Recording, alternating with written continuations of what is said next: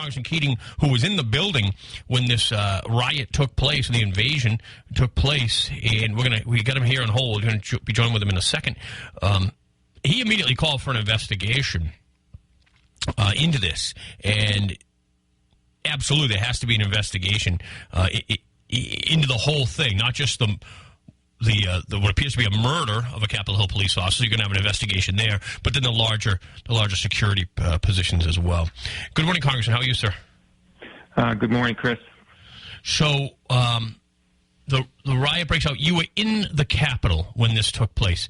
Describe for my audience, Congressman, what the scene was like from your perspective.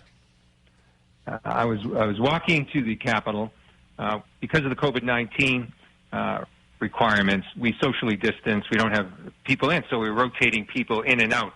And as I was walking over to the Capitol, I got an alert. We have an alert system on our phones that the Madison building, part of the Library of Congress, was being evacuated. As I continued moments later, an alert that the Cannon House office building, one of the 3 House office buildings, that all members, staff, everyone was to be evacuated and seek shelter in the building I was leaving. So at that point, I went back to the building and then immediately got another alert that said, shelter in place, lock and latch your doors, go to safety protocol, which I won't get into publicly, that we do. We drill for, but never think it would ever occur in an instance like this. So then, it was clear.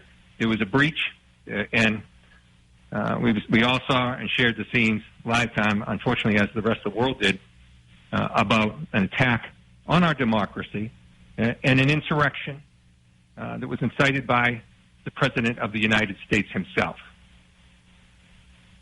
We're speaking of Congressman Bill Keating. It's embarrassing. It's terrible, absolutely terrible, and the president deserves a ton of blame for the whole thing. Now, you immediately called for an investigation into this, and I know it's very early in the process, but it seems like the Capitol was, just had a handful of people on staff that day for security. It seemed like a joke.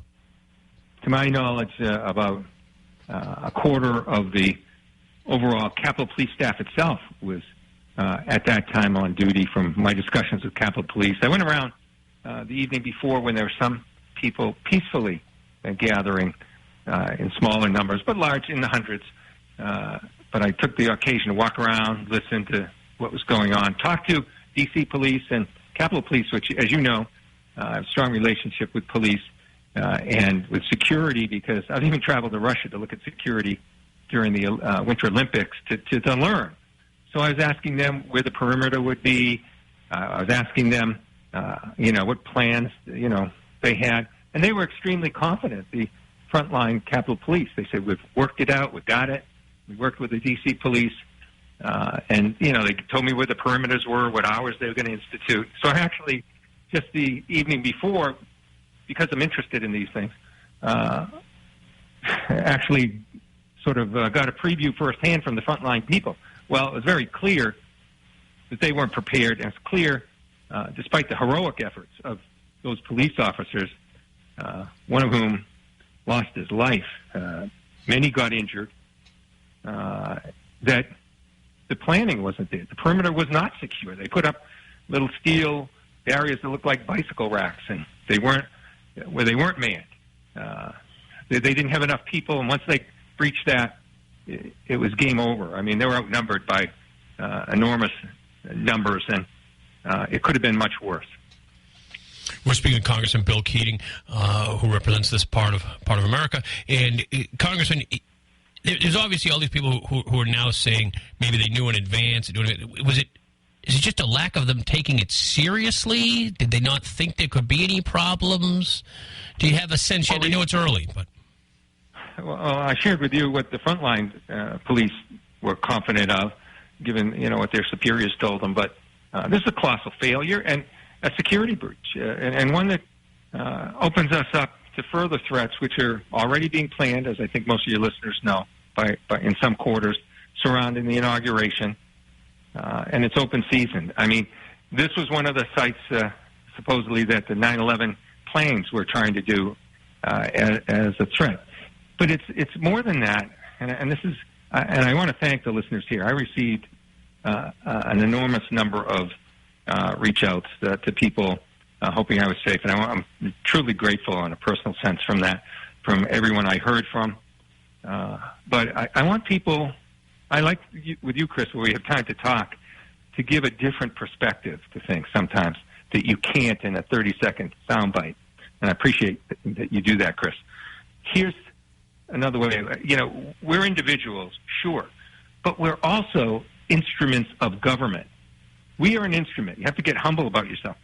We are a mere instrument of government. And at that critical moment, when this was all planned for weeks in advance, and the timing was set to the hour, this was the instrumental but necessary conveyance of power that our government needs to proceed to the oath of office. And it's clear that it was timed to stop that. After 60 attempts at the court, which is the president's legal right, the right of any citizen, and I applaud that right. But he was 0 for 60, going up to the Supreme Court, no evidence, and he disparaged the system, the judges, even the Supreme Court. Then he proceeded to reach out to governors and try and see if they could influence what the states did on moving in their necessary path as instruments of government to convey the democratic process, to make it work. That failed, despite the pressure and the threats that were put on those political people. Then he went to the instruments that counted the government, the Secretary of States, the electors, even the people that were investigating fraud for those states. And he personally reached out and tried to coerce and threaten them. And that failed. All these showing the strength of our democracy. Then, seizing on this moment of transfer of power in our country, after the states have all certified, after some states did 3 recounts, choosing that moment where the vice president comes and his role, and he stood strong, Vice President Pence, to pressure, but he had no choice. We're all instruments conveying democracy itself.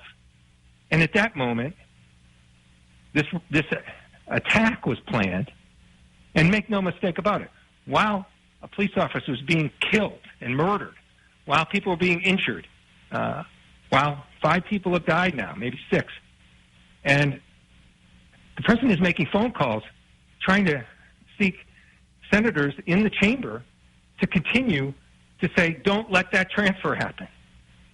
So I want people to realize that. If we were changing the name United States and talking as we do, Chris, about Venezuela, if we were talking about another Western democracy, if this was happening like France or England, think about the way we would think about this. So I want people to think about what actually was intended and what actually happened. And fortunately, our country and the people that I talked about, Republican officials in the state, Republican-appointed judicial members, stood strong. And we accomplished that transfer of power. And I'll tell you this, every member I talked with while this was going on said, we're not leaving this building. We're not leaving this building. We're not going to stop until we transfer power. We're not going to let them win. And they did it. We're speaking to Congressman Bill Keating, who's our congressman. He was there at the Capitol, as we would expect him to be, when that riot took place, the invasion of the Capitol. Congressman, I would hope that police officer who unfortunately but necessarily had to use his weapon, he fired 1 shot, hit his mark, that woman died, but I hope that he will not face any criminal charges. As I watched that scenario, I thought to myself, what's giving her all this confidence as she's breaking down the barrier, right? She's got a backpack on. What's in that backpack? That's me looking at it, trying to put myself in the police officer's shoes.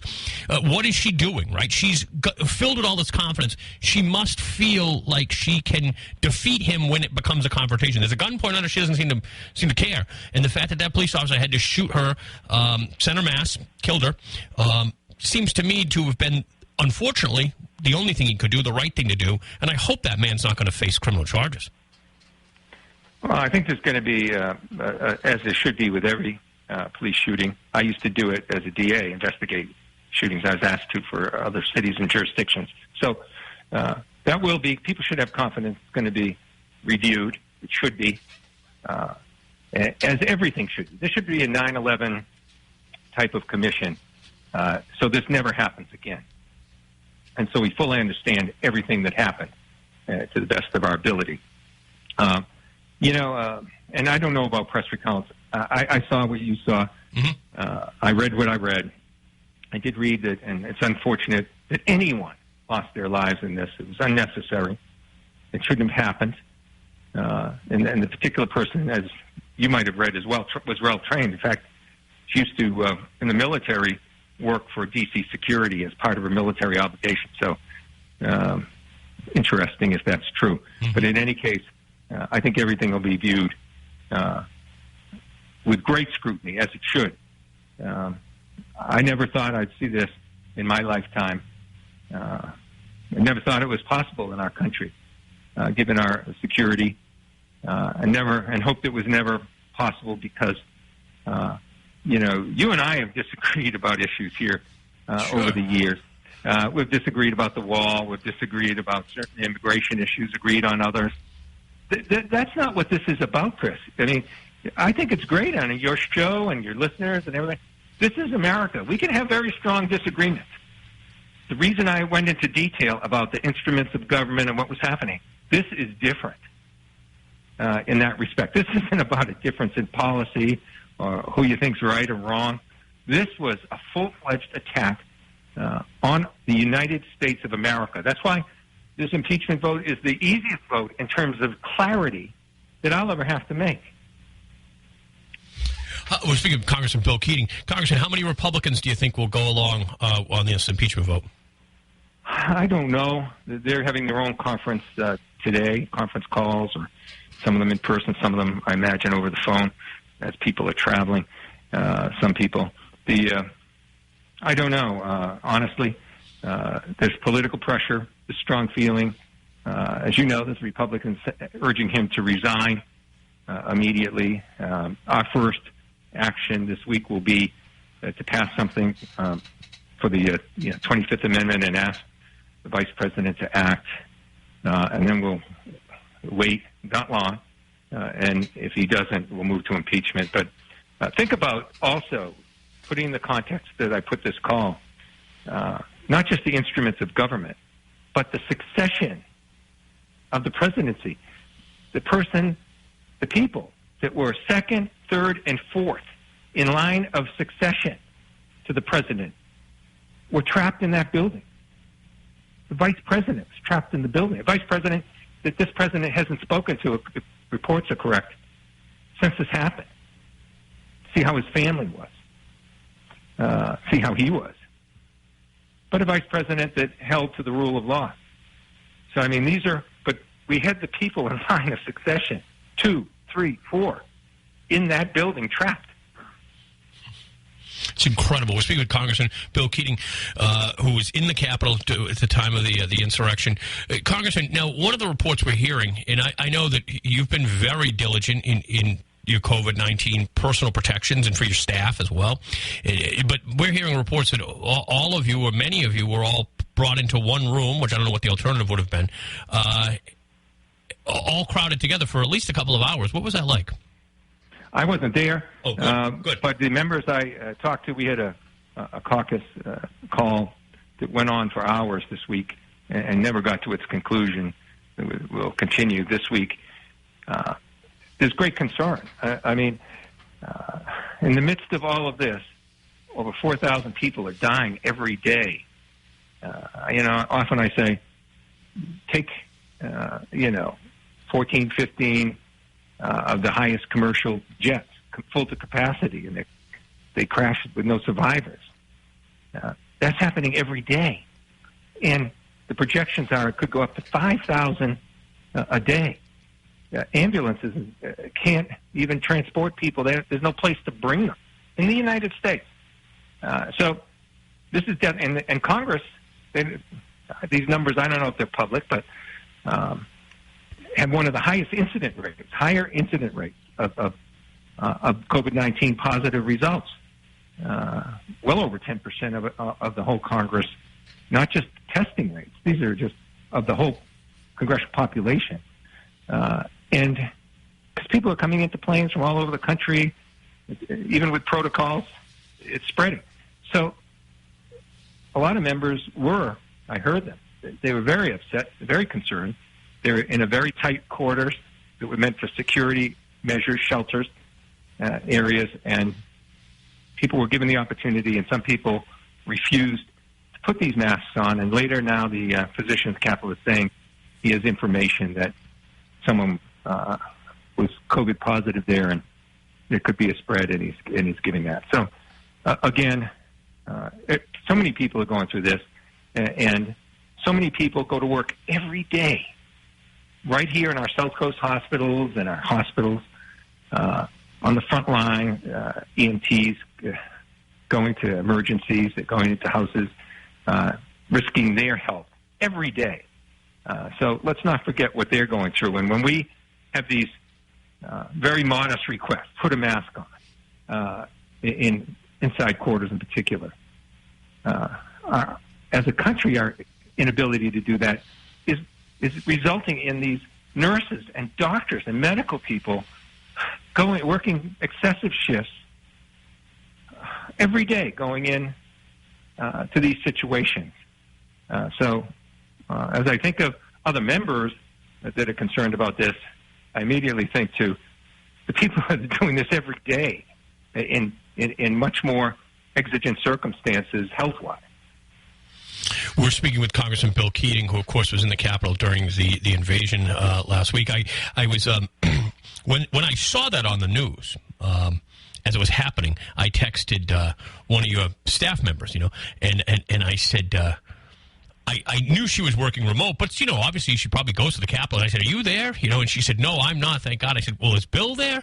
And she said, he is. She said, and then she came right back and said, please don't broadcast that, And I said, well, I'm not on the air right now, because it was, a little later in the evening than when my show's on the air. But it was quite incredible watching it from here. I can't imagine what it was like watching it from where you were, as this is going on, and you're realizing that this is, these people are crazy, and they're trying to. The most disturbing after fact news that I've seen other than the video, and I don't even know if this is true, but they found like 60 zip ties, the kind they use for handcuffs, you saw in the Capitol. Photograph. There's no doubt about it. Yeah. No. They have photographs of inside the Capitol of a person with a whole host of zip ties. They're not going to a peaceful rally with zip ties. No, they were coming to arrest you guys in some twisted way. I mean, well, they had a noose that's functional that was hung up, and they were looking for Vice President Pence to hang him, and they were chanting "Hang Pence, hang Pence," and going after him, and they had the noose set up, not just a symbolic one, a functional one. They had the zip ties, and I must tell you the thought that crossed my mind, which I don't want to go into too much detail, but as I was there, sheltered in place, was this: how's this going to end? And we know, frankly, part of this movement is not ending, but that day I was saying, how's this going to end? And my thought was that there will be a group that will hold people hostage. And then I saw later on these zip ties, and I heard, and it was reflected what was on social media. And that indeed was the plan. And the Capitol Police can be much criticized, and they should be in the planning and at the higher levels. But they did keep members safe at the risk of their lives in doing it, because the much of social media was the plan was to get members. They were looking for Schumer, they were looking for Pelosi, they were looking for Pence, but they were looking for members, and I was very concerned there would be a hostage situation and how that was going to end. Congressman, I could go on for 2 hours with you, but unfortunately we're up against some hard breaks here, and I know you've got a busy schedule. But as this continues to unfold, perhaps we can get you back later in the week. As this continues to unfold, I think it's important that people at home, particularly people who support the president, understand exactly how serious this was. That they were going to try to hang members of the administration and Congress on the House floor, and they had the equipment with them. It wasn't. Well, it's astonishing. Congressman, we're glad you're okay, and we'll talk to you hopefully later in the week. Well, thank you, Chris, and as always, thank you for having the opportunity in longer length. Too much of our news today is truncated to 30 seconds. So thank you for the opportunity. We'll talk soon, my friend. Thanks. That was Congressman Bill Keating.